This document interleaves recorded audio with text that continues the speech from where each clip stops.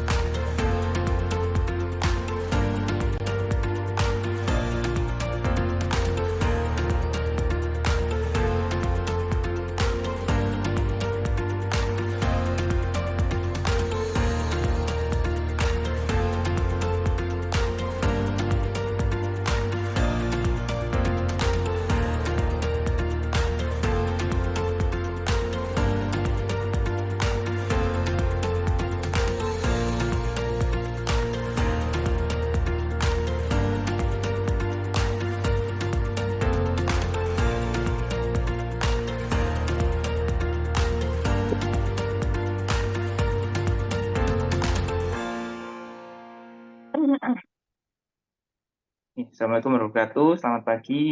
Hadir lagi kita dalam acara Waalaikumsalam. Tanya Apa Saja, yaitu acara diskusi santai setiap hari Rabu pukul 10 hingga pukul 11 mengenai topik-topik yang kasus yang kita hadapi sehari-hari terkait dengan bidang obstetri dan ginekologi. Dan acara ini adalah persembahan dari Departemen Opjin FK UNER bekerja sama dengan POGI dan ID Surabaya dan menghadirkan staf-staf dari Rumah Sakit Universitas Airlangga dan Rumah Sakit RSUD Dr. Sutomo. Dan hari ini adalah bertemakan dari bidang fertilitas, endokrinologi dan reproduksi, yaitu update mengenai klasifikasi gangguan ovulasi. Dan telah hadir di tengah-tengah kita yang pertama, salam hormat kami untuk guru kita semuanya, yaitu Prof. Samsul Hadi. Selamat pagi, Prof. Dan Selamat pagi. juga nanti hari ini adalah selaku moderator dan juga kedua narasumber kita yang tentunya sangat berkompeten di bidangnya, yakni yang pertama Dr. Sri Ratna Dwiningsih, spesialis Opjin konsultan Veritas Endokrin dan Reproduksi, dan juga yang kedua adalah Dr. Jimmy Anwar Anas, spesialis Opjin konsultan fertilitas endokrin dan reproduksi. Dan nanti seperti biasa kami persilahkan kepada seluruh peserta yang hadir untuk memanfaatkan sebaik-baiknya ilmu dari kedua narasumber, dan silakan diberikan kesempatan untuk bisa bertanya kepada kedua narasumber melalui fitur Q&A yang ada di aplikasi Zoom, atau bisa bertanya juga lewat kolom chat, atau akan lebih baik lagi bila berkenan untuk bisa diskusi bersama dengan kedua narasumber melalui fitur raise hand. Jadi nanti akan ditampilkan, bisa ngobrol langsung dengan kedua narasumber dan moderator. Dan mohon maaf, mungkin menginfokan bahwasanya kali ini Ketua Departemen Opjin, yaitu Dr. Brahmana, sedang berhalangan karena ada agenda lain, sehingga nanti memberikan kesempatan kita justru untuk bisa memberikan diskusi lebih banyak selama 1 jam ke depan. Sebelum kami silakan, nanti mungkin akan ada sedikit materi biasanya dari kedua narasumber yang nanti akan dipandu oleh moderator Prof. Samsul Hadi. Kepada Prof. Samsul kami persilakan. Monggo, Prof. Oke. Assalamualaikum warahmatullahi wabarakatuh. Alhamdulillah kita diberi kesempatan untuk bertemu dalam keadaan sehat walafiat. Untuk jalannya diskusi biar lebih lancar, mungkin dari kedua narasumber saya persilahkan untuk memberikan presentasi singkat apa yang menjadi topik kali ini. Monggo, apakah dua-duanya atau diwakili? Monggo, Dr. Ratna, silakan. Ya, terima kasih Prof kesempatannya. Saya izin share screen.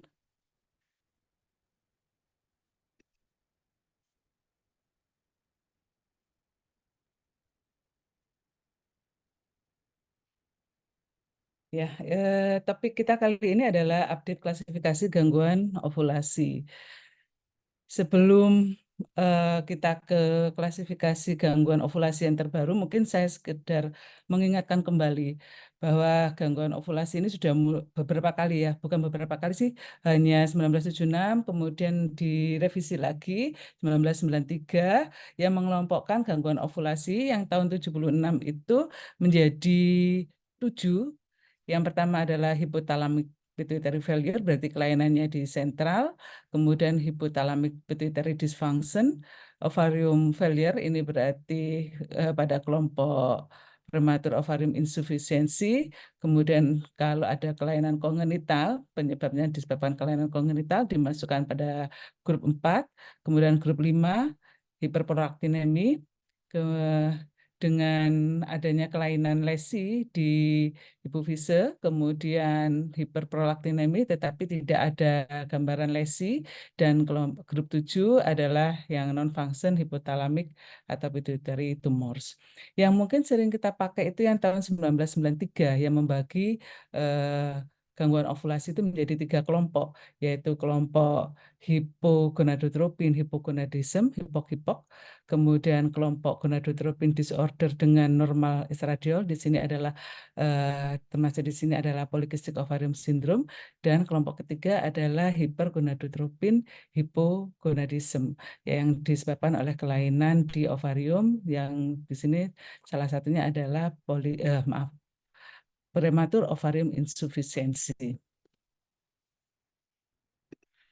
Nah, kemudian ini literatur yang saya pakai untuk presentasi hari ini yang kita ambil dari Vigo, ya. Jadi klasifikasi disfungsi atau disorder ovulasi ini berdasarkan Vigo yang dipublikasi tahun 2022. Nah, kalau kita ngomong gangguan ovulasi itu akan beda dengan anovulasi, karena gangguan ovulasi itu mempunyai spektrum yang sangat luas, mulai dia jarang atau hanya kadang-kadang saja ada gangguan ovulasi, sampai dia bahkan kadang-kadang ovulasi. Jadi yang merah ini kadang-kadang dia ada gangguan di ovulasinya, sampai dengan dia kadang-kadang hanya terjadi ovulasi dan bahkan sampai dengan anovulasi. Jadi gangguan ovulasi itu tidak selalu merupakan anovulasi.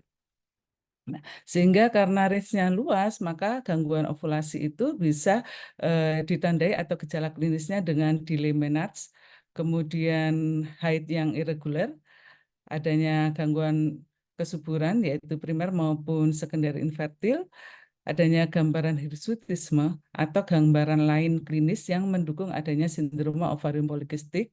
Bahkan pada beberapa kasus mungkin disertai dengan abnormal uterine bleeding, mulai dari amenore, ya. Walaupun tidak selalu pasien-pasien dengan gangguan ovulasi ini disertai dengan abnormal uterine bleeding. Tapi kalau kita melihat pembagian Vigo, yang koin O-nya adalah gangguan ovulasi. Jadi AUB bisa saja merupakan gambaran klinis dari disfungsi ovulasi. Nah, sebelum kita mengatakan pasien ini mengatakan gangguan ovulasi, maka kita harus bisa mendeteksi apakah pasien itu mengalami gangguan ovulasi atau tidak. Cara satunya adalah dengan cara melihat siklus haidnya. Yang paling gampang adalah melihat siklus haidnya. Untuk usia 18 sampai dengan 45 tahun, siklus haidnya normalnya adalah 24 sampai dengan 38 hari. Jika kurang dari 24, kita katakan frekuen. Jika lebih dari 38, kita katakan infrekuen. Yang ini mengambil alih istilah oligomenore. Mungkin kita dulu pakai istilah oligomenore jika siklus haidnya manjang. Jadi kalau lebih dari 38 hari, kita katakan infrekuen. Kemudian dibagi juga, kita melihat juga bahwa selain siklusnya teratur, kita lihat variasi antar siklus. Di sini dikatakan bahwa pada usia 18 sampai dengan 25 tahun dan 42 sampai dengan 45 tahun, variasi antar siklusnya paling pendek adalah 9 hari. Jadi variasi antar siklus yang paling panjang dan paling pendek itu selisihnya hanya 9 hari. Tetapi untuk usia 26 sampai dengan 41 tahun, variasi antar siklusnya adalah 7 hari. Nah, yang penting di sini bahwa orang atau wanita yang haid teratur ternyata 3,7 sampai dengan 26,7% bisa saja mengalami gangguan ovulasi atau bisa saja mengalami anovulasi walaupun minimal dia pernah dalam siklus itu dia tidak ada ovulasi. Jadi tidak 100% orang yang haidnya teratur ternyata mengalami ovulasi. Kemudian deteksi ovulasi yang lain ada dengan pemeriksaan LH urin dan atau pemeriksaan kadar progesteron pada fase luteal yang kita lakukan 7 hari menjelang haid berikutnya. Jadi kita harus tahu prediksi haid berikutnya tanggal berapa, kita ambil mundur 7 hari kemudian kita evaluasi kadar progesteronnya. Bahkan pada beberapa kasus yang dengan siklus luteinizing unruptured follicle di mana haid tetapi folikelnya tidak pecah. Ini maka kita perlu mengevaluasi antara kadar LH, lonjakan LH bisa dideteksi dengan LH urin dan dilakukan monitoring serial transvaginal sonografi untuk melihat apakah yang awalnya ada folikel dominan kemudian dengan serial USG itu kita dapatkan folikel dominan yang ruptur. Nah, kita langsung ke pokoknya tadi ini, bahwa di Vigo tadi disebutkan bahwa gangguan ovulasi itu nanti evaluasinya yang pertama kita menentukan, oh pasien ini ada gangguan ovulasi. Kemudian pada tahapan pertama kita mengelompokkan gangguan ovulasi itu apakah kelainannya di tingkat hipotalamus, di tingkat hipofise, ovarium, atau termasuk kelompok PCOS. Ya, untuk diagnosis PCOS ini kita memakai pedoman yang terbaru ya, yang dimana untuk mendeteksi adanya polikistik ovarium morfologi itu dengan transvaginal sonografi dengan frekuensi yang tertentu yaitu 8 MHz dan didapatkan 20 folikel lah, 20 folikel antral pada tiap folikelnya. Jadi kita kelompokkan dulu apakah kelainannya pada hipotalamus, hipofise, ovarium atau gangguan ini merupakan kelompok polikistik ovarium syndrome. Kemudian pada level 2 kita mencari apakah ada gangguan anatomi. Di sini dilihat berdasarkan singkatan ini GAIN-FIT PI ya. Dilihat dari apakah ada kelainan genetik, autoimun, iatrogenik, neoplasma, fungsional, infeksi, trauma, fisiologi atau idiopatik dan endokrin. Baru yang level 3, tahapan ketiga kita mengidentifikasi penyebab pasti dari gangguan ovulasi. Hanya saja di jurnal ini tidak disebutkan ya bagaimana kita mendeteksi adanya kelainan genetik, kelainan autoimun dan kelainan-kelainan yang di sini. Dan di akhir dari konklusi jurnal ini mereka mengatakan bahwa memang belum ada sistem yang dipakai pasti untuk menegakkan diagnosa gangguan dari ovulasi, sehingga memang perlu dilakukan review maupun pemeriksaan medikal yang secara teratur untuk menegakkan diagnosa gangguan ovulasi. Mungkin ini yang bisa saya sampaikan untuk sebagai pembuka dari diskusi kita kali ini, Prof. Terima kasih. Ya, terima kasih Dr. Ratna sudah dipaparkan secara sistematis. Monggo Dr. Jimmy barangkali mau menambahkan. Baik, terima kasih. Assalamualaikum warahmatullahi wabarakatuh. Tadi sudah banyak disampaikan ya sama Dr. Ratna. Mungkin saya juga punya slide 2, cuman kurang lebih sama. Saya mungkin hanya merangkum saja.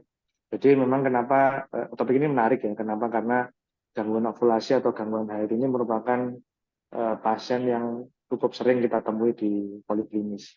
Cuman kapan kita curiga gangguan ovulasi? Tadi sudah jelaskan bahwa kalau sudah jelas orang ovulasinya rutin, mungkin gampang kita deteksi. Atau mungkin kalau jelas orang ini gangguan ovulasi, tidak haid 2 bulan, ya sudah jelas orang ini anovulasi. Cuman yang sering menjadi pitfall adalah kalau yang kadang-kadang haid, terus tapi kadang-kadang ovulasi atau kadang-kadang gangguan ovulasi itu yang sering kita keliru. Ya. Kemudian tadi sudah dijelaskan bahwa parameter yang digunakan ada 4, yaitu dari frekuensi, berikut sudah ada kriterianya. Ini sebenarnya juga dari jurnal, dari author yang sama tapi dari jurnal yang berbeda. Jadi frekuensinya itu normalnya 24 sampai 38 hari. Kemudian juga perhitungan juga regularitas. Regularitas itu adalah selisih antara siklus terpendek dengan siklus terpanjang. Normalnya itu adalah kurang dari 9 hari.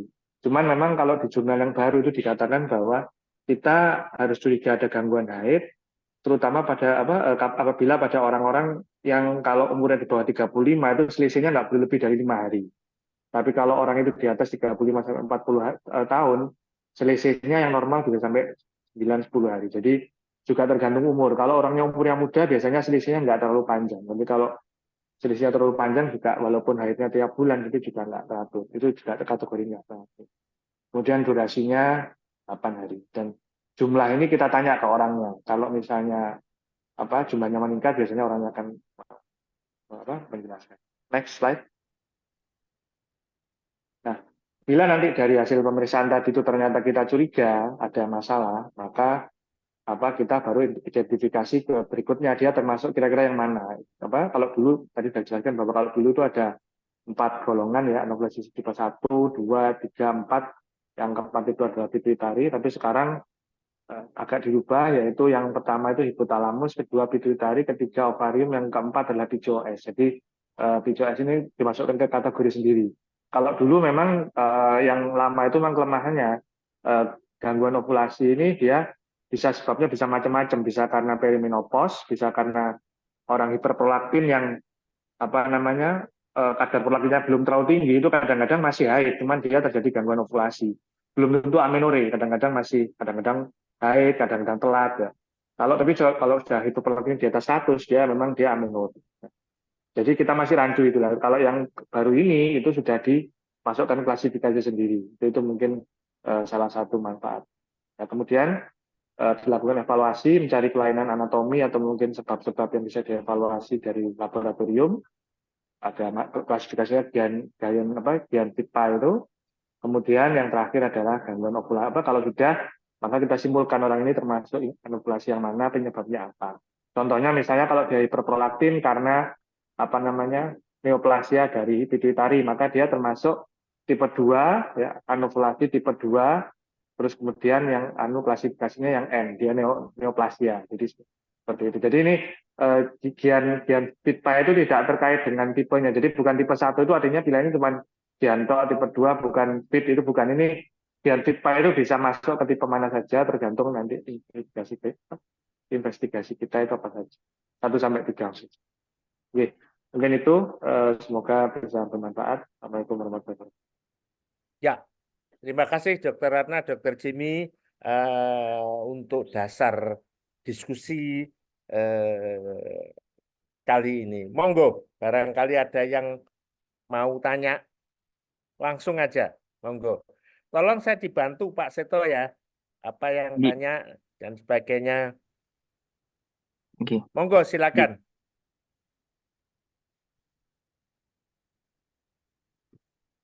Oke, Prof.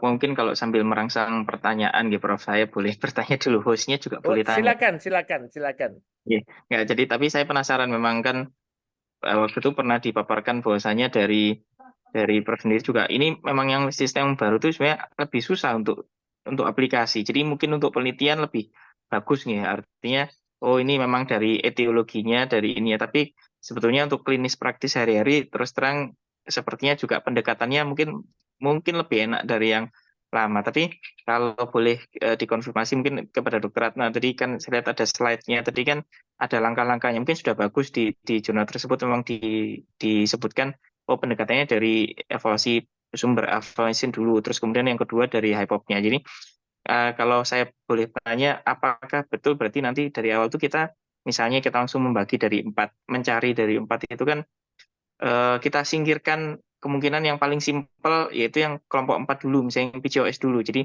seperti sekarang tadi kan sudah juga disebutkan ada update tata laksana diagnosis terbaru dari PCOS itu, mungkin Rotterdam juga sudah terlalu lama, artinya pokoknya ini yang kalau nggak salah ya dengan tanda hiperandrogen ditambah dengan adanya salah satu gejala klinis atau mungkin dari pemeriksaan penunjang dengan PCOS lebih dari 20 folikel, itu kita singkirkan dulu PCOS-nya, baru terus kemudian menginjak ke klasifikasi yang HPO-nya tadi itu. Apa mungkin demikian, atau memang kita harus langsung satu-satu genetik dan lain-lain seperti itu? Mungkin itu coba untuk pertanyaan pembuka, Prof. Matunun.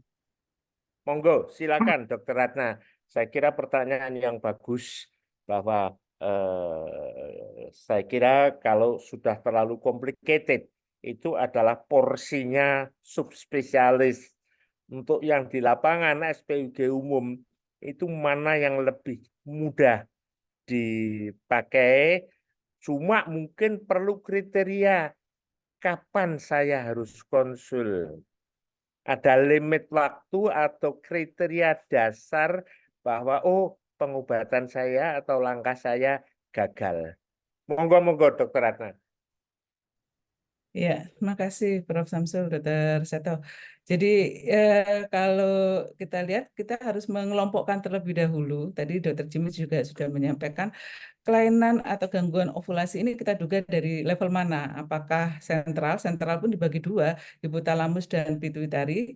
Kemudian apakah dari prolaktinnya atau gangguan prolaktin atau dari PCOS. Kalau PCOS memang kita bisa melihat dari gejala klinis ya, adanya hirsutism, kemudian gambaran polikistik ovarium morfologi, atau apalagi kalau kita lihat adanya gangguan siklus haid, maka kita lebih mengarah ke polikistik ovarium syndrome. Nah, setelah kita mengetahui kira-kira levelnya di mana, hipotalamus, ovarium, atau hipofise, maka kita bisa mengelompokkan tadi apakah ini iatrogenik, apakah ini neoplasma. Tadi sudah diberi contoh oleh Dr. Jimmy, itu baru yang giant fit pie itu. Jadi dikelompokkan ke level yang kedua. Jadi tahapan itu tadi yang saya sebutkan ya, tahapan pertama memperkirakan dugaannya di level apa, atau apakah termasuk PCOS. Yang kedua baru mencari penyebabnya, apakah karena neoplasi, karena apa macam-macam tadi, inflamasi, atau bahkan karena kelainan genetik. Jadi kurang lebih seperti itu, Dr. Seto. Untuk pemeriksaannya memang mereka tidak menyatakan ya. Misalnya kita menduga ini kelainannya di sentral. Kalau kita melihat berpikir kelainan ini di sentral, maka kita mengarahnya ke hormon gonadotropinnya. Apakah nanti hipogonadotropin, hipogonadotropin, hipok ya, kelainan di sentral. Kemudian apa hiper hiperhipok. Kalau hiperhipok berarti kelainannya dia di ovarium. Jadi kita melihat hormon gonadotropinnya juga kalau untuk membedakan kelainannya di sentral atau kelainannya di perifer atau ovarium. Cukup, Dr. Ratna? Ya, sementara itu Prof. Nanti Ya. mungkin apa ditambahkan lagi mata. Barangkali Dr. Jimmy mau nambahin. Ya, gitu. Jadi tadi sudah dijawab sama Dr. Fatna. Cuman mungkin untuk PCOS ini justru sebaiknya ya memang kenapa dia ditaruh di tipe 4, mungkin memang dia karena tetap aja eksklusi ya. Jadi kita tidak bisa mendiagnosis PCOS di depan. Ya. Kita harus eksklusi dulu yang lain. Misalnya katakanlah apa namanya, kalau dia ada apa namanya dari USG-nya bagaimana, terus kemudian dari puting susunya keluar cairan apa namanya putih apa tidak, terus kemudian ada gejala-gejala hipotiroid, itu mungkin harus disingkirkan dulu sebelum kita menegakkan diagnosis yang tipe 4. Mungkin seperti itu aja. Cukup? Ya. Gitu. Jadi yang penting di sini adalah sistematika berpikir, alur pikir. Barangkali ada pertanyaan lagi? Oke, Prof, izin ini alhamdulillah sudah ada beberapa pertanyaan yang masuk. Izin saya bacakan. Jadi yang pertama dari Monggo. Dr. Antonius Bono. Jadi bagaimana kriteria penilaian dari USG transvaginal untuk pemeriksaan gangguan ovulasi? Mungkin pertanyaan bagus ini, mungkin tidak hanya sekedar sedikit-sedikit istilahnya PCOS, tapi mungkin ada gambaran USG lain, gambaran ovarium lain atau USG lain yang juga akhirnya memberikan gejala gangguan ovulasi atau mungkin gangguan haid. Monggo, Dok. Ya, monggo Dr. Ratna. Jadi di sini diagnosis gangguan ovulasi dengan USG itu apa yang kita cari atau apa yang kita dapatkan? Monggo. Oke, kita ngomong fokusnya untuk gangguan ovulasi ya. Berarti kalau kita transvaginal sonografi, kita melihat bagaimana ovarium itu. Gangguan ovulasi itu bisa saja folikelnya banyak, tapi gagal mengalami folikulogenesis bahkan ovulasi. Ini biasanya kita temukan pada pasien dengan polikistik ovarium syndrome. Atau bahkan ovariumnya, folikelnya tidak ada. Ya, jadi kalau memang dilihat dari USG transvagina, kita melihat dari ovariumnya, apakah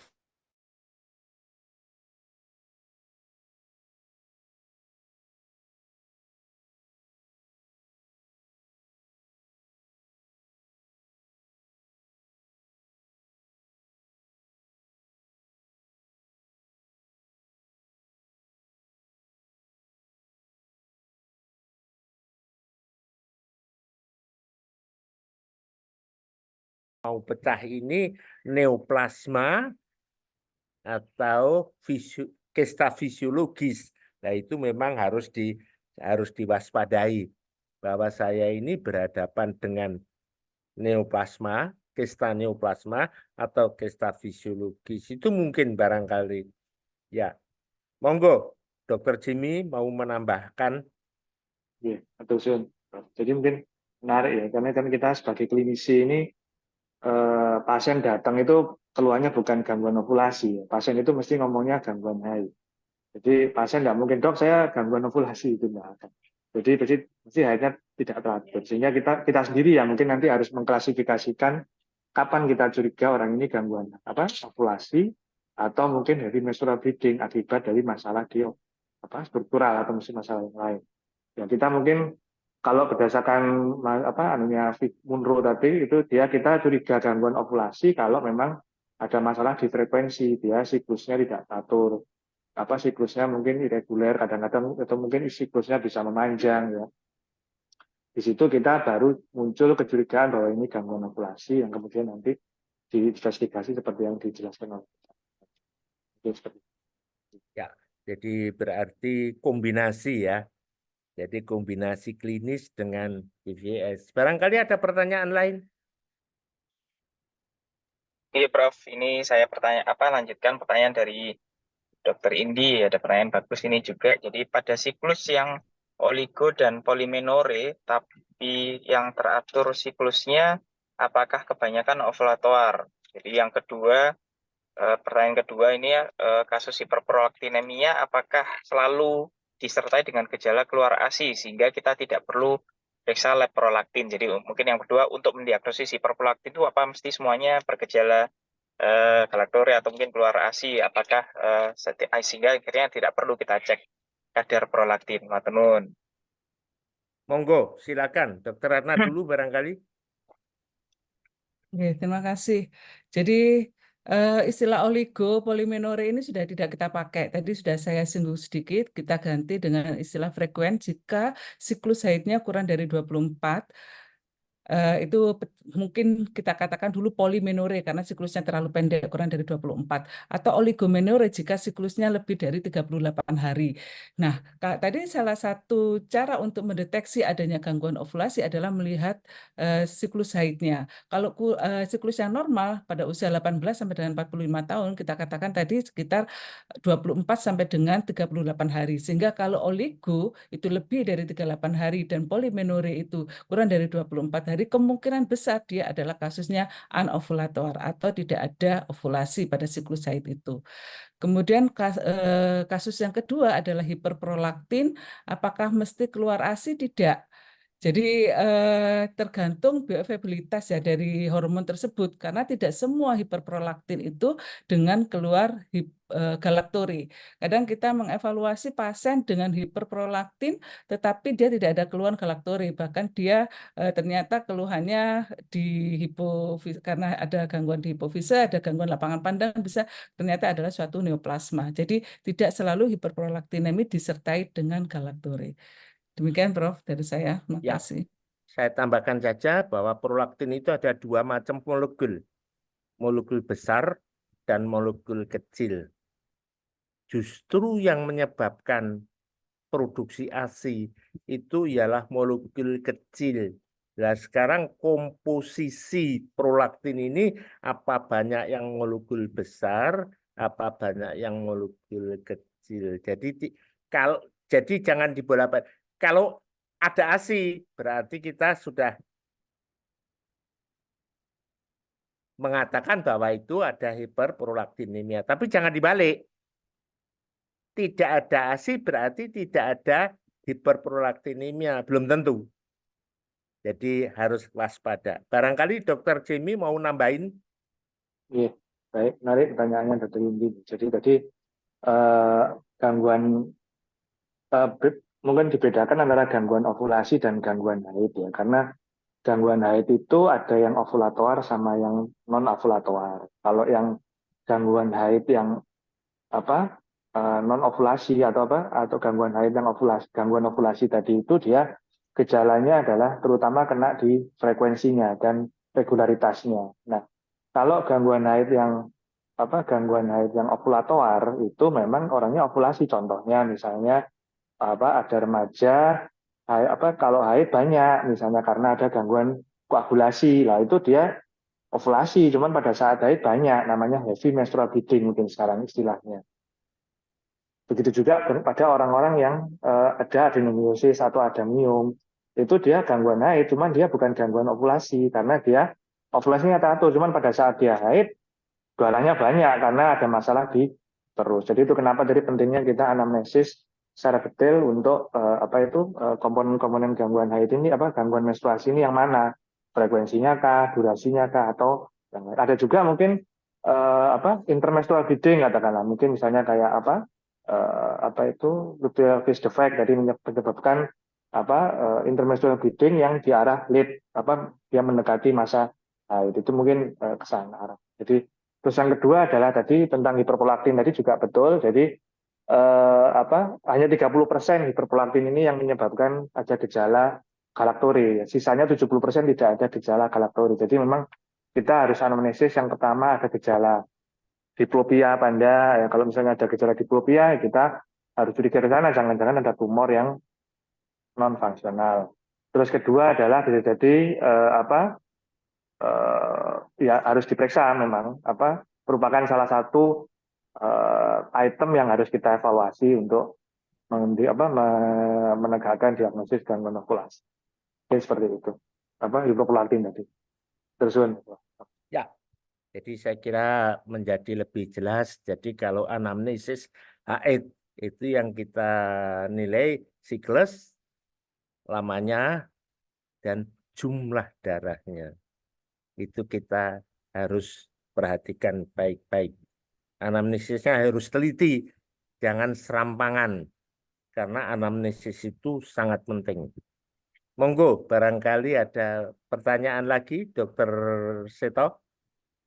Matur nuwun Prof. Saya lanjutkan lagi, ada dari penanya ini, kapan kita harus agresif workup pasien dengan gangguan ovulasi? Jadi apa red flags-nya atau apa warning sign-nya? Artinya kalau cuman mungkin hanya gangguan ovulasi, haidnya jarang, nggak teratur, mungkin nggak apa-apa, mungkin istilahnya masih ada waktu. Tapi kalau ada tambahan apa selain gangguan ovulasi ini yang menyebabkan kita harus lebih agresif? Matur nuwun, Prof. Ya, monggo. Apa yang disebut dengan agresif? Nah, jadi kita harus hati-hati. Apa yang disebut dengan agresif? Jadi kita harus waspada. Monggo. Jadi, monggo, Dr. Ratna. Oke, makasih. Agresif untuk gangguan ovulasi ya. Mungkin kita tahu bahwa gangguan ovulasi itu paling banyak kita dapatkan pada penderita nona postmenarche. 1 tahun pertama pasien postmenarche itu 50% mengalami gangguan ovulasi. Nah, kemudian pada pasien-pasien yang premenopause itu juga akan paling sering mengalami gangguan ovulasi. Nah, kalau ditanya kapan kita agresif workup pasien dengan gangguan ovulasi, yang pertama kalau memang dia ada keluhan heavy menstrual bleeding. Kalau dia mundur haidnya pada pasien-pasien dengan amenore, kalau amenore sekunder itu batasannya kan 6 bulan ya, atau 3 siklus berturut-turut. Kalau dia 6 bulan enggak haid, kemudian setiap kali dia menstruasi itu mengalami heavy menstrual bleeding, maka kita harus melakukan tata laksana untuk gangguan ovulasinya. Jadi pasien dengan gangguan haid. Kemudian yang kedua, pasien dengan infertilitas. Salah satu penyebab dari infertilitas adalah gangguan ovulasi. Maka kalau pasien-pasien dengan gangguan ovulasi dan mengalami infertilitas, maka kita harus segera melakukan tata laksana untuk gangguan ovulasinya. Itu ya Prof. Yang pertama. Yang kedua tadi gold standard untuk memastikan apakah pasien ini mengalami ovulasi pada siklus haid yang teratur. Tadi deteksi ovulasi salah satunya dengan melihat kadar progesteron pada pertengahan fase luteal yang kira-kira 7 hari sebelum haid yang akan datang. Jadi kalau pasien ini haidnya teratur, maka bisa kita lakukan pemeriksaan kadar progesteron 7 hari menjelang haid. Nah, kalau progesteronnya tinggi, 3-10 nanogram, maka kita katakan bahwa pasien ini mengalami ovulasi. Itu salah satunya. Tapi bisa juga dengan melihat kadar LH urin ya, atau kita melakukan serial transvaginal sonografi untuk melihat adanya follicle dominan follicle the graft, kemudian sampai terjadinya ruptur dari follicle the graft itu. Itu Prof yang dari saya. Terima kasih. Ya, mungkin agresif dalam hal ini dibagi dua. Agresif untuk diagnosis atau agresif untuk terapi. Agresif untuk diagnosis itu apa? Dan sebagainya. Monggo, Dr. Jamie barangkali menambahkan. Ya, betul. Jadi apa namanya? Memang agresif ini saya juga kurang paham maksudnya. Cuman mungkin kaitannya satu kalau terhadap infertilitas tadi sudah dijelaskan oleh Dr. Ratna. Jadi memang menarik. Kadang-kadang saya juga sering mendapatkan kita memberikan induksi ovulasi pada pasien yang gangguan ovulasi. Memang betul gangguan ovulasi atau anovulasi dikasih obat induksi ovulasi itu tidak salah. Cuma memang harus dilihat konteksnya. Kalau misalnya dia masih belum nikah, ya jangan dikasih induksi ovulasi. Mungkin seperti itu. Mungkin kita hanya mengatur pola haidnya saja. Itu kadang-kadang kita mendapatkan orang belum menikah dikasih konvensi tujuannya untuk induksi ovulasi. Ya memang kalau dilihat dari sepotong saja mungkin benar, tapi kalau melihat dari konteks keseluruhan mungkin kurang tepat karena ya buat apa orang yang belum menikah kita berikan induksi ovulasi, mungkin seperti itu. Jadi itu mungkin, jadi kita nggak perlu agresif untuk memberikan obat induksi ovulasi kalau walaupun dia belum merupakan pasien infertilitas. Misalnya dia sudah menikah pun, itu misalnya dok saya belum pengen punya anak, dok saya sekolah, tapi gangguan haid, gangguan ovulasi. Ya dikasih aja pil KB atau mungkin kasih progestin siklik mungkin seperti itu. Jadi nggak perlu agresif mungkin kaitannya ke sana. Tapi kalau dia memang sudah ingin hamil, umurnya sudah tua, ya kita harus agresif. Mungkin nggak perlu melewati konvensi TRAT untuk tahu resistensi apa enggak, ya langsung mungkin IVF atau mungkin langsung gonadotropin, mungkin seperti itu. Terus yang kedua mungkin kalau kaitannya dengan menopause, kita juga harus agresif memberikan terapi suli hormon atau terapi hormonal pada orang-orang yang misalnya terjadi menopause prekop, misalnya umurnya masih belum 30 tahun, terjadi menopause.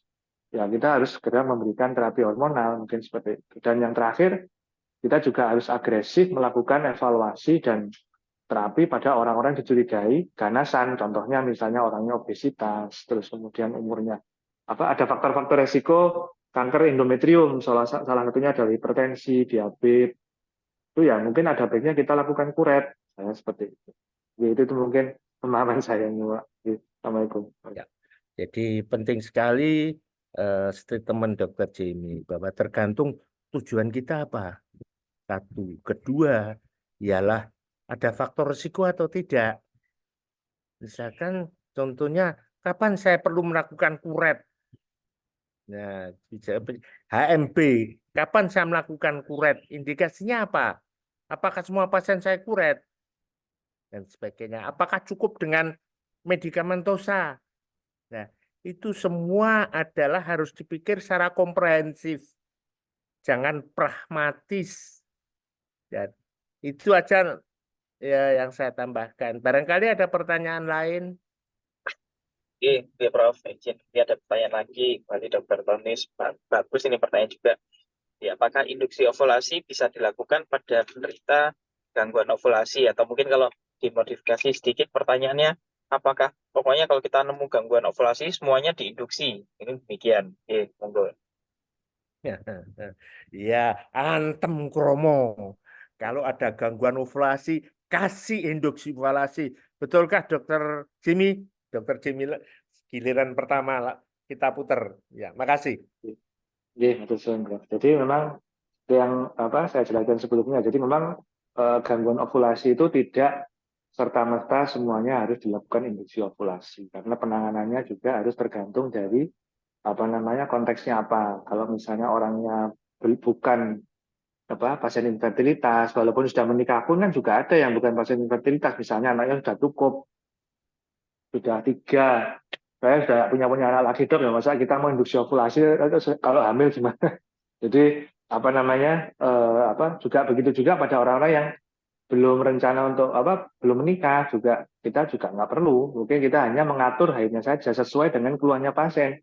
Dok, saya ingin mengatur haid, kan seperti itu. Dia bukan ingin ovulasi, tapi pemahaman mereka adalah saya ingin haid. Ya sudah kita bantu untuk supaya terjadi haid dengan cara apapun, apakah itu dengan pil KB ataukah dengan progresif siklik. Kemudian kalau dia pengen hamil, ya tentu dia harus diberikan induksi ovulasi sesuai dengan terapannya. Terus yang kedua adalah selain mengatur haid itu kan terapi jangka pendek ya. Misalnya kaitannya dengan PCOS juga kita harus melihat jangka panjang, makanya juga harus olahraga. Itu yang harus mungkin sering kita lupa mungkin untuk menjelaskan bahwa perlu olahraga karena kalau obesitas dengan gangguan ovulasi, ingin punya anak itu penanganan juga cukup sulit. Dan seperti itu. Ya, jadi pentingnya gaya hidup. Ya. Dr. Ratna barangkali menambahin.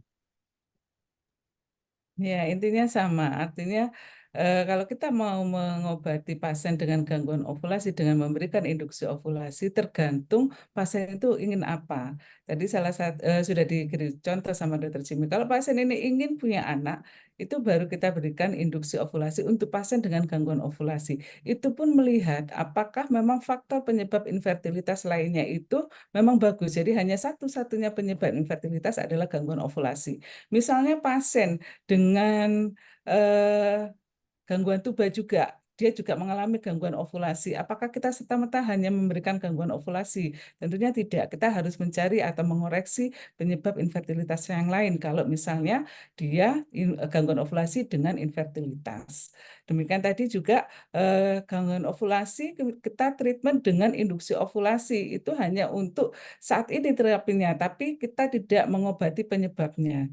Penyebabnya juga harus dicari dan harus dikoreksi. Tadi kalau karena PCOS yang obesitas ya dengan exercise, dengan memperbaiki gaya hidup, dan bahkan mungkin kalau ada resistensi insulin kita perbaiki resistensi insulin. Jadi penyebabnya juga harus dicari sehingga bisa kita terapi tidak hanya tergantung dengan induksi ovulasi.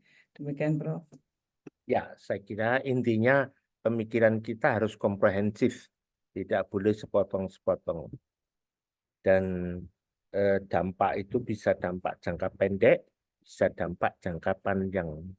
Seperti PCOS, dampak jangka pendek yaitu adanya gangguan haid, mungkin malah bisa sampai anemia, dan kemudian gangguan fertilitas, dan mungkin malah ada gangguan kosmetik, akne. Nah, itu harus kita pikirkan juga. Dan juga ada dampak jangka panjang. Karena PCOS itu meningkatkan risiko CA endometrium. Jadi itu semua. Jadi kita berpikir harus komprehensif, kita harus berpikir secara menyeluruh. Jangan sepotong-sepotong. Dan tadi satu yang perlu saya tekankan, Dr. Ratna tadi mengatakan untuk infertilitas. Infertilitas itu penanganannya sekarang adalah efektif, efisien. Jadi kita pilih cara mana yang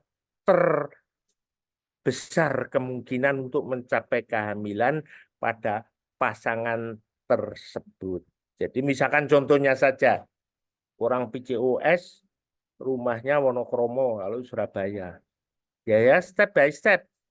Saya terapi, saya induksi ovulasi, saya biarkan hamil spontan. Berapa lama gagal, baru ensem dan sebagainya. Tapi kalau rumahnya misalkan Banyuwangi, suruh bolak-balik hanya untuk monitor dan sebagainya, maka mungkin untuk orang ini kita beritahu apakah dia akan langsung IVF dan sebagainya. Jadi sekarang penata laksanaan infertilitas itu adalah mana yang terbesar, kemungkinan paling efektif efisien untuk mencapai terjadinya suatu kehamilan. Itu barangkali ada lagi Pak Seto. Oke, Prof. Saya lanjutkan pertanyaan berikutnya. Ini pasti mungkin sisa 2 pertanyaan. Jadi yang ini ada pertanyaan bagus, mungkin agak sedikit naik dikit levelnya di apa perbedaan tata laksana kasus unruptured ovarian follicle yang terjadi secara natural atau pada pasien yang pasca induksi ovulasi gitu. Jadi mungkin yang satu kadang kita dapati pasiennya biasanya dengan gangguan haid, mungkin semalam baru dapat istilahnya, jadi tapi nggak ada riwayat, tapi ada satu lagi yang ternyata memang dari anamnesis, oh iya saya dari kemarin baru diberi CC, mungkin itu. Nih, apakah ada bedanya yang kita dapatkan LUF ini yang alami dengan yang memang sisa dari induksi ovulasi sebelumnya? Matur nuwun, Bro. Monggo, silakan. Dokter Jimmy barangkali. Iya, betul Sun. Pertanyaan menarik ya, karena dari memang kalau dari evaluasi ya, penggunaan konvensi TRAT itu memang resiko terjadinya unruptured follicle ini meningkat ya, bahkan pada tindakan inseminasi ya, yang kita jelas-jelas melakukan trigger menggunakan HCG itu mendapatkan ternyata 45% tidak pecah ya. Jadi cukup banyak. Ya, itu yang menyebabkan angka kehamilan inseminasi juga akhirnya rendah karena dia unruptured, ya, dia tidak pecah. Nah, sehingga juga mungkin kalau saya analogikan saya transfer ke kasus lain, misalnya pada orang-orang yang orang ini ovulatoar, tapi saya berikan induksi kita berikan stimulasi ovulasi menggunakan konvensi TRAT. Itu memang ternyata angka kehamilannya itu kalau dari meta analisis tidak berbeda dengan orang hubungan suami istri biasa, sehingga karena tadi salah satunya karena dia nggak pecah, terus kedua lendir serviknya kental sehingga spermanya tidak masuk. Jadi mungkin itu kita harus mempertimbangkan benar-benar apakah perlu orang ini yang orang sudah ovulatoar, tubuhnya bagus, hubungan suami istrinya sudah sering, terus kita berikan stimulasi ovulasi untuk hubungan suami istri. Itu mungkin ke sana. Yang kedua adalah sekarang bagaimana kalau sudah mendapatkan unruptured follicle. Kalau sudah kita mendapatkan unruptured follicle, mungkin ya kalau saya sendiri mungkin saya evaluasi aja. Mungkin kita lihat biasanya akan hilang 1-2 bulan kemudian ya. Kita tidak perlu intervensi. Ada alternatif lain diberikan trigger. Itu ada aturan-aturan yang mengatakan bahwa diberikan trigger untuk melakukan supaya pecah. Yaitu. Cuman ya itu kalau kita mau urgensi untuk melakukan sesuatu misalnya. Tapi kalau kita tidak ada urgensi ya buat apa, kita tunggu aja nanti pecah-pecah sendiri. Seperti itu teman-teman saya. Itu aja Pak. Ya, jadi saya kira penting sekali statement tergantung tujuan kita apa. Kalau saya mendiagnosis LUF itu berarti saya USG-nya sudah pada saat haid berikutnya. Artinya, oh ternyata nggak pecah. Nah, maka saya harus waspada. Ya. Kalau saya untuk menunggu LUF ini, kita biarkan aja 3 bulan, dia akan mati sendiri, hilang sendiri. Ya. Tapi kalau misalkan sudah bolak-balik terjadi LUF, kemudian saya melakukan induksi, stimulasi ovarium, maka biasanya kita tambahkan dengan trigger, yaitu final maturasi biasanya diberikan HCG. Jadi tergantung dari apa tujuan saya, apa tujuan kita, dan di mana kita berada. Ya, barangkali Dr. Ratna menambahkan. Saya rasa cukup ya, Prof. Sudah diperjelas tadi sama Prof. Samsul. Jadi kalau ditanya apa ada perbedaan, tidak ada. Karena sama-sama tidak pecah, sama baik yang pada siklus dan tanpa di ovarium, sama-sama kasus ini tidak terjadi ovulasi. Sehingga tadi ketahuannya ya pada saat haid kita evaluasi ternyata folikelnya masih besar, gambaran folikelnya masih besar, kita katakan ini adalah luteinizing unruptured follicle pada pasiennya haid, sehingga kita hanya observasi. Ini yang mungkin seringkali pasien itu bilang saya pernah didiagnosa kista, ini yang sering saya dapatkan. Pasien mengatakan saya pernah dikatakan ada kista, tapi setelah itu hilang sendiri. Nah ini mungkin yang dianggap adalah luteinizing unruptured follicle. Dalam waktu 2 atau 3 bulan biasanya dia akan menghilang sendiri. Demikian, Prof. Bagus, saya kira statement Dr. Ratna terakhir tadi penting. Untung kalau pasien itu di Jarno, ada terus yang dioperasi. Jadi ada kista dioperasi. Padahal kista folikel, LUF, walaciloko, malah menyebabkan suatu penurunan ovarian reserve. Itu satu. Kedua, kalau toh saya akan menambahkan jenenge final maturasi dengan HCG, tolong hati-hati. Jangan terlalu dini, jangan terlalu cepat. meskipun dikatakan bahwa folikel matur itu penampangnya di atas 18 mili, kalau saya ingin melakukan final maturasi, jangan terlalu awal. Lebih baik terlalu belakang. Karena kalau terlalu awal, saya akan menyebabkan progesteron intrafolikuler meningkat. Dan itu folikel kualitas oositnya menjadi jelek.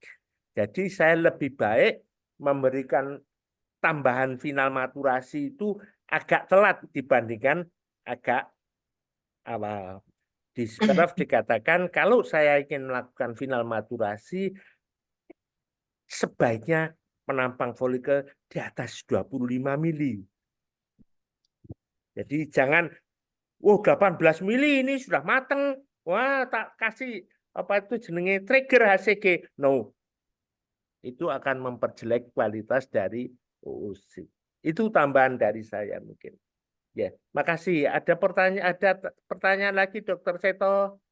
Oke, mungkin ini pertanyaan terakhir, Prof. Dan mungkin menarik ini sekaligus karena yang dihadapi sehari-hari. Jadi mengenai sedikit menyimpang, Anda menemukan kasus gangguan ovulasi yang lebih kompleks atau kasusnya ini intinya adalah levelnya sudah subspesialistik. Jadi kalau mau merujuk ini ke konsultan FER, ini harus ke poli mana? Karena kesannya BPJS kalau ke subspesialis poliendokrin disamaratakan dengan infertil. Jadi nanti kan kita tahu infertilitas ini kan memang tidak tercover oleh asuransi manapun, baik nasional, swasta, BPJS maupun asuransi swasta. Jadi kalau merujuk ini bagaimana? Kira-kira tips triknya mungkin bisa diceritakan pengalaman kalau kita sehari-hari menerima di poliendokrin, gitu. Monggo, para dokter. Monggo. Dokter Jimmy, Pak Dokter Ratna dulu, monggo. Maaf, maksud pertanyaannya gimana ya? Saya belum paham.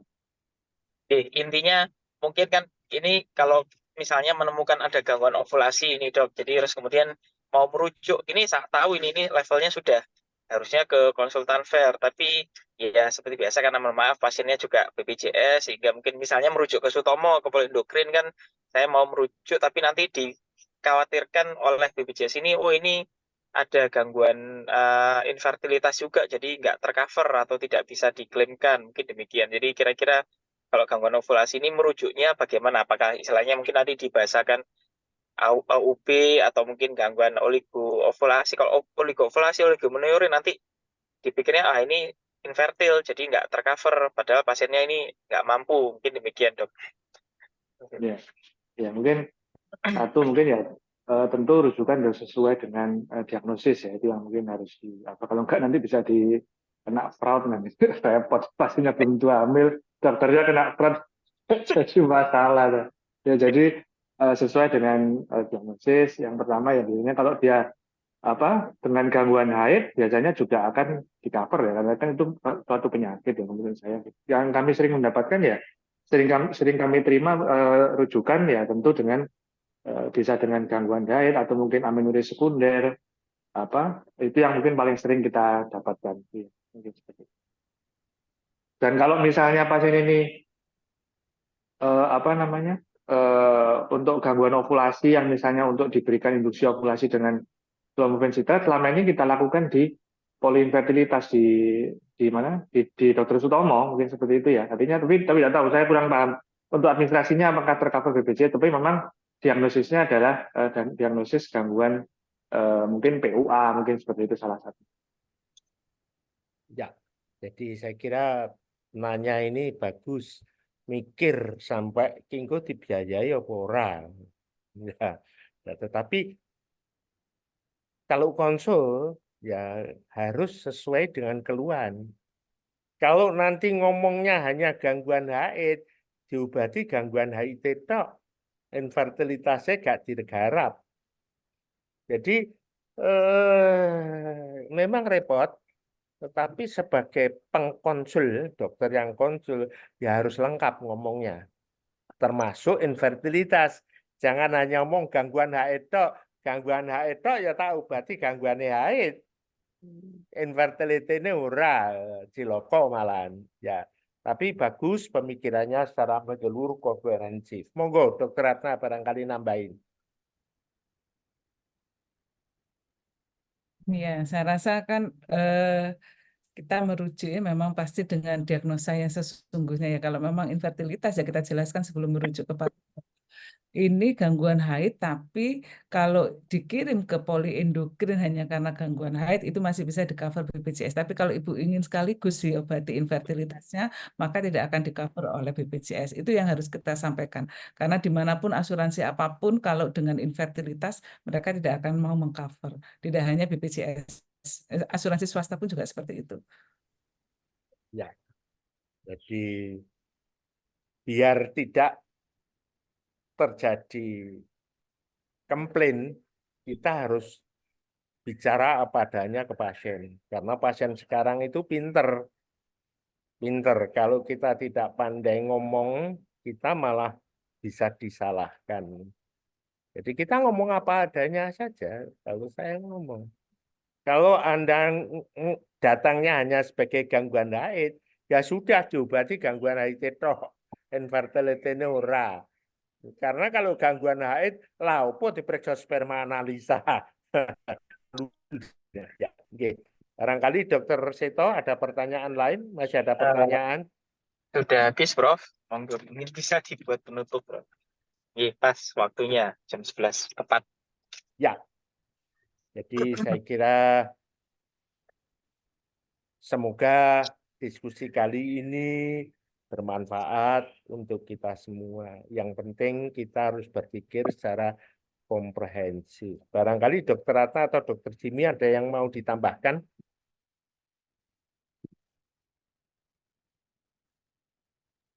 Mungkin sedikit aja bahwa kalau kita menemukan kasus dengan dugaan gangguan ovulasi, maka yang pertama kita pikirkan di mana letak gangguan ovulasi itu. Kemudian yang kedua, apakah yang menjadi penyebab terjadinya gangguan ovulasi itu, baru kita menentukan tata laksana. Dan untuk tata laksananya kita lihat apakah kebutuhan dari si pasien, apakah ada kaitannya dengan infertilitas atau hanya untuk meregulasi menstruasinya saja, sehingga semuanya tidak akan setiap pasien akan treatmentnya meskipun dengan diagnosa gangguan ovulasi, treatmentnya akan berbeda tergantung dari kebutuhan si pasien. Demikian Prof mungkin. Ya, bagus. Dan saya kira harus dibedakan gangguan ovulasi dengan gangguan haid. Kalau gangguan haid itu kompartemen 1, 2, 3, 4. Kompartemen 1 itu outflow, vagina dan uterus. Kompartemen 2 itu ovarium. Kompartemen 3 itu pituitary. Kompartemen 4 itu hipotalamus. Jadi kita harus membedakan gangguan haid dengan gangguan ovulasi. Meskipun gangguan haid pada umumnya adalah gangguan ovulasi. Itu satu. Kedua, hati-hati dengan definisi anovulasi. Anovulasi itu bukan berarti sepanjang masa tidak pernah keluar telur. Mungkin saja 1 tahun itu kalau kurang dari 4 kali setahun itu kita sudah menyebutkan anovulasi. Oleh karena itu kadang-kadang kaget didiagnosis anovulasi, lah kok hamil? Nah, ya pas untung, pas hubungan, pas ovulasi. Jadi anovulasi itu bukan berarti tidak ada ovulasi sama sekali sepanjang masa. Kurang dari 4 kali setahun. Itu mungkin barangkali yang perlu digarisbawahi. Barangkali Dokter Jimmy mau nambahin? Nggak ada Prof. Hatisun. Ya, barangkali tidak ada pertanyaan lagi Pak Seto ya? Nggak ada, Prof. Mungkin bisa diakhiri. Oke, terima kasih, Prof. Bisa Oke. ditutup ya? Iya, Saya kira Prof. semoga tas kali ini bermanfaat sehingga bisa dipakai dalam melayanan di lapangan. Saya kira kalau tidak ada pertanyaan lagi, monggo Pak Seto ditutup. Nggih, matur nuwun Prof. Jadi alhamdulillah sudah tepat 1 jam acara kita. Nanti kita tinggal akhiri saja. Semoga bermanfaat. Mungkin kita ketemu lagi dalam Tanya Apa Saja minggu depan setiap hari Rabu pukul 10 hingga pukul 11 di hari yang sama, hari Rabu. Terima kasih. Sebelumnya kami akhiri. Wassalamualaikum warahmatullahi wabarakatuh. Matur nuwun Prof. Waalaikumsalam warahmatullahi wabarakatuh.